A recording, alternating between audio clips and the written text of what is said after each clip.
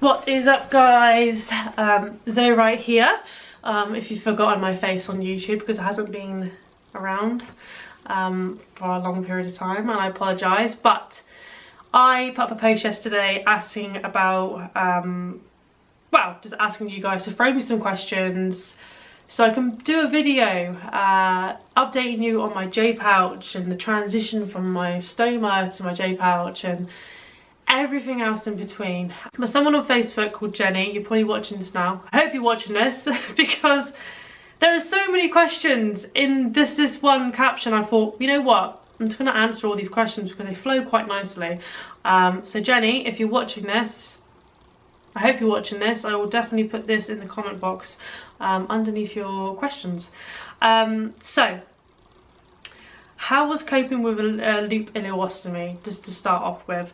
So my loop ileostomy was an absolute nightmare. I can't sugarcoat it for you. It was horrendous. I had my surgery done in 3 stages, and I'm so thankful that I had 4 years with my end ileostomy, because if anything happened now, worst case scenario, and I had to go back to a stoma, I know it would be back to an end ileostomy, and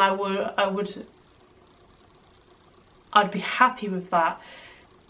If I had to go back to my loop ileostomy, I could not cope with that. So my loop ileostomy was very high frequent output.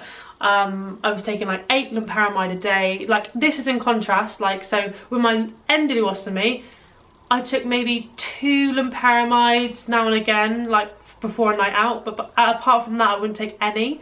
But with my loop ileostomy, I was taking 8 loperamides a day. I was eating bananas, I was eating all the white carbs, trying to bulk my stool. My weight was constantly dropping, my energy levels were just, I was flat. So for those who have had a J pouch in 2 stage, and you're watching this right now and you have to go back to an ileostomy, you'll go to an end ileostomy, and it's so much better than the loop ileostomy. I have to tell you that. My experience with my stoma for 4 years was great. So I'm very thankful that I didn't have just a loop ileostomy in between. So my experience with my loop ileostomy was a bitch. It leaked every single day. It was awful. I don't know how else to say to it. I knew it was. I just had to be patient in between the 2 different 2 surgeries, but it was, quite frankly, a bitch. The next question is, how long after the J pouch surgery did you take for things to start working again? So I wasn't allowed to eat for around 48 hours after the surgery, so to let everything settle down and obviously all the work he'd done inside. But I think my first meal was a bowl of oats, hospital oats, like porridge, so it's very slimy. But I was really excited for that meal because I hadn't eaten in about 48 hours. So I scoffed that down, and I probably started working within about 4 hours afterwards. I was on obviously a lot of pain meds as well at the time, so I was constipated. So I was a lot slower than normal. I guess I'm not too sure how long it's supposed to take until after your surgery to have a stool, but and in regards to how it was the first time, because I know that Stuart mentioned this, hi Stuart if you're watching, how was it what was your first experience of having, your first poo? It was very disappointing, actually. I was like, wow, was that it? It wasn't actually that much fun because my body was not used to going to the toilet, because it hadn't gone to the toilet in about over 4 years. So it was very painful, and my skin couldn't quite cope with what was coming out. A lot of stomach acid, and it burnt. So I had to put a lot of cream on my behind post-surgery. I'm such a catch. So I think that answers that question. So the next question is, do you feel you have a normal level of control? Is it like having normal bowel movements again? So I feel like that's the same question, but there's 2 parts to it. So when I first had the surgery, I would say up to around 6 weeks, maybe a little bit less. I would initially say the first 10 days was very, very tough with my J pouch. I spent a lot of time going from the toilet to like a little shallow bath, to the toilet, to a little shallow bath, kind of to bathe my behind because it was so sore.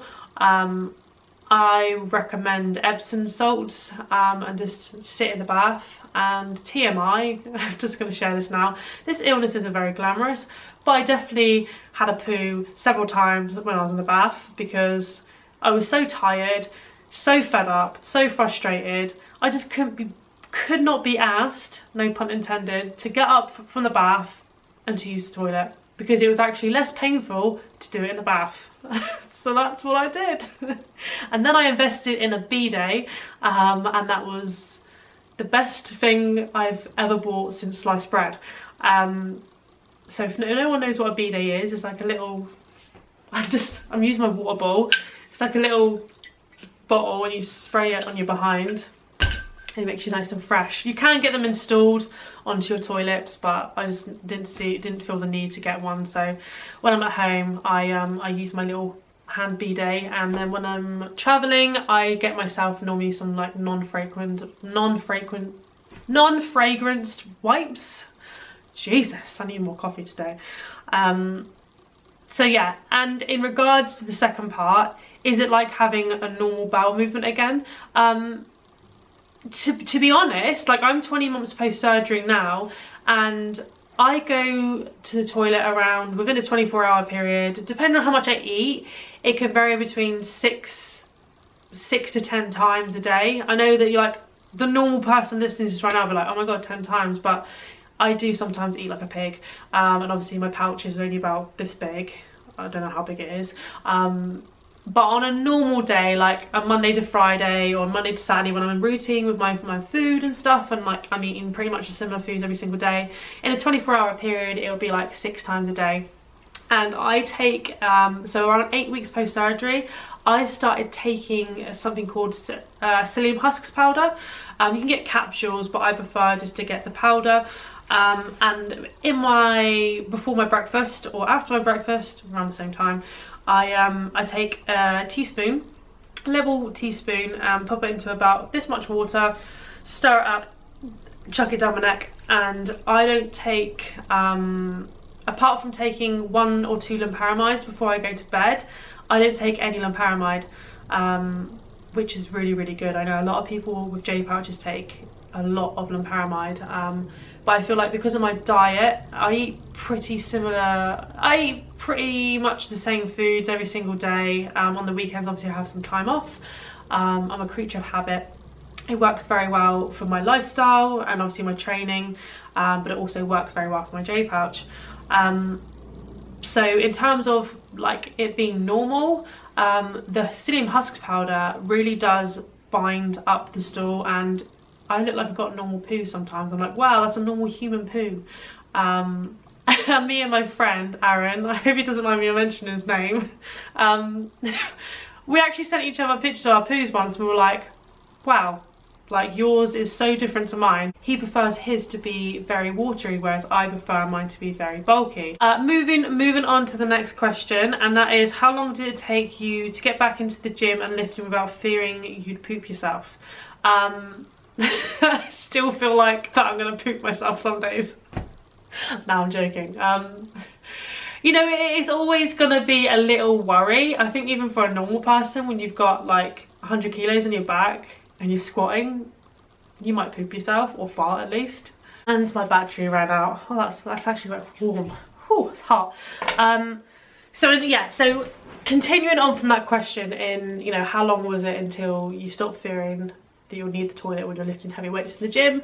I would say when I felt more comfortable going through the process of, so when you first have your J pouch, your surgeon and doctors will recommend you train your pouch. So after surgery, granted the first 10 days of, the 10 days after my takedown surgery, I was going from the bath to the toilet, the bath to the toilet to the sofa, watching Grey's Anatomy, eating just everything white, carb wise, and then going back to the toilet and then going back into the bath.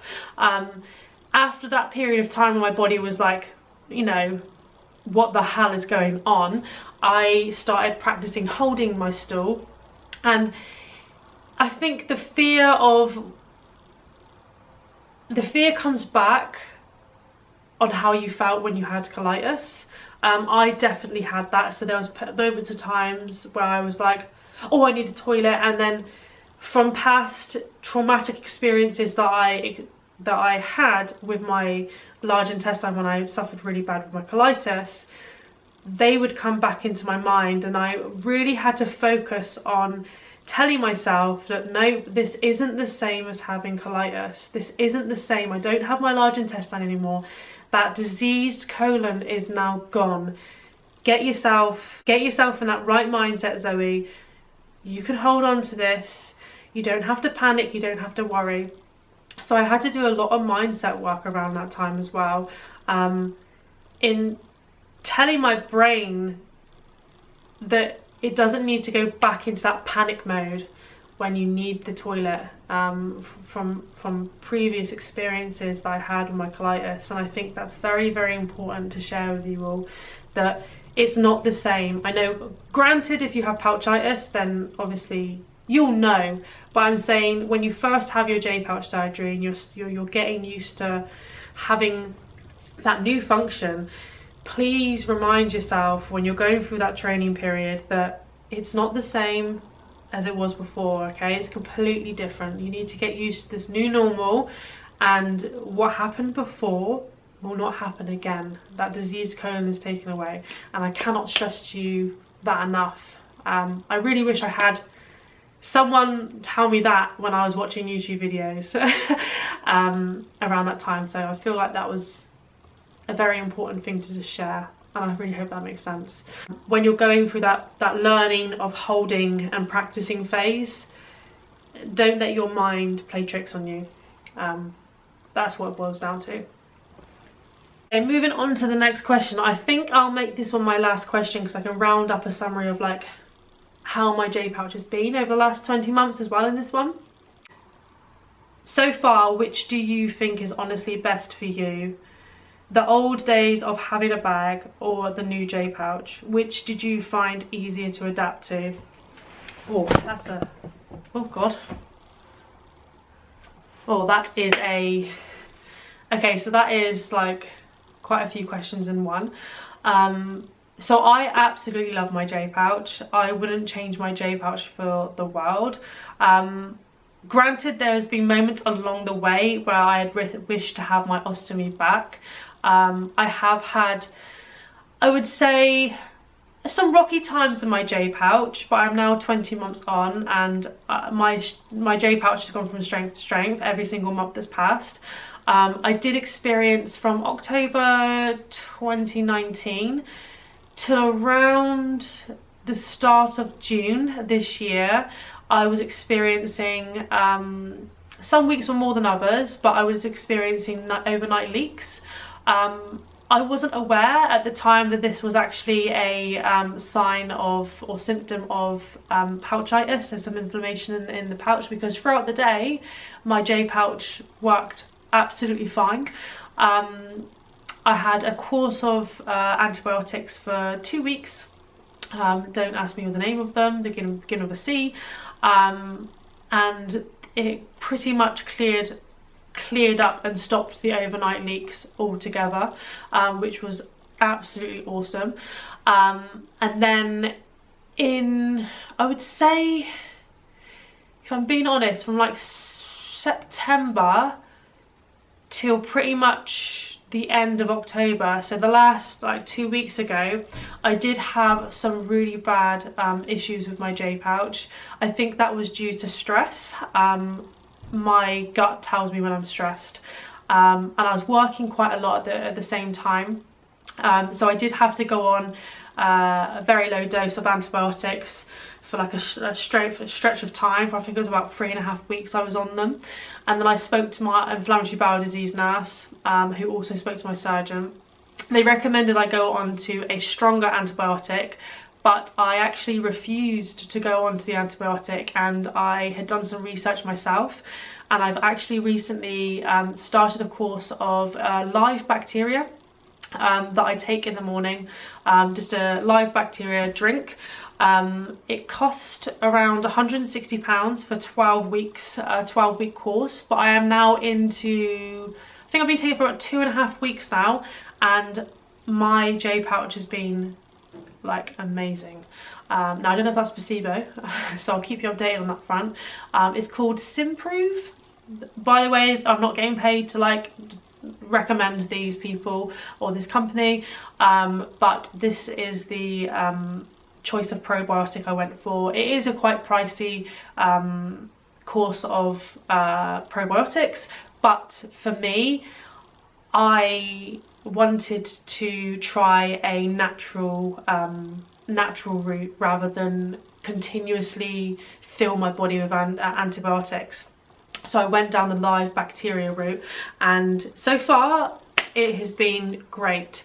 But despite the issues I've recently had with my J pouch, I still wouldn't go back to my bag. I'm very, very happy with my J pouch. My stoma gave me my life back. My stoma taught me many, many lessons in life. And when it comes to what was easier to adapt to, granted, I've had a rocky road to get to this point with my J pouch. I wouldn't say like really rocky, but it's been an up and down 20 months. But mentally, I was like, it was a lot easier to cope with than coming to terms with my ostomy bag. And I think a lot of people will agree with me there. I had no issues like health-wise when it came to my ostomy. So afterwards, you know, as soon as my large intestine was taken away, my health just got better and better over the months. But I did have a very, very hard time accepting my ostomy mentally. And I felt that was a lot harder to cope with than sort of how I've been kind of going up and down over the last 20 months with my J pouch, if that makes sense. Of course, you know, some days I get down with my J pouch because I'm like, oh, like, can it not just behave itself? But it was far easier to mentally adapt to, if that makes sense. They say it can take up to 24 months for a J pouch to really settle in, and I'm nearly 20 months post-surgery now, and I do really feel like that is a true statement. I didn't expect it to be all rainbows and flowers and sunshine after my J pouch surgery, but I naively didn't expect it to take this long to settle in. But I feel really good. I feel very, very happy with my decision of having a J pouch, and I'm hoping it continues to go from strength to strength. I've always said this, I've always been very open and honest about this on my social media, that if the worst case scenario happened, I would be absolutely fine with that, because the what if the J pouch worked would forever haunt me if I chose to go down the permanent ostomy route. I'm a very stubborn individual, and it would have killed me if I didn't try the J pouch and go through the process to see the what if. And the what if at the moment is working great, so I cannot complain, despite a few hiccups I've had along the way. So I'm going to round that up for today, guys, but I will do more of these videos. I'm really glad that I have now waited this long to do my J pouch update video, because I was planning to do this when I hit my year anniversary, but 20 months down the line, I've had a whole load of experiences with my J pouch, and I felt like I've been able to share a lot more on this video because of that reason. So thank you for watching, and if you haven't already, subscribe to my YouTube channel, and I will see you all again real soon. Peace.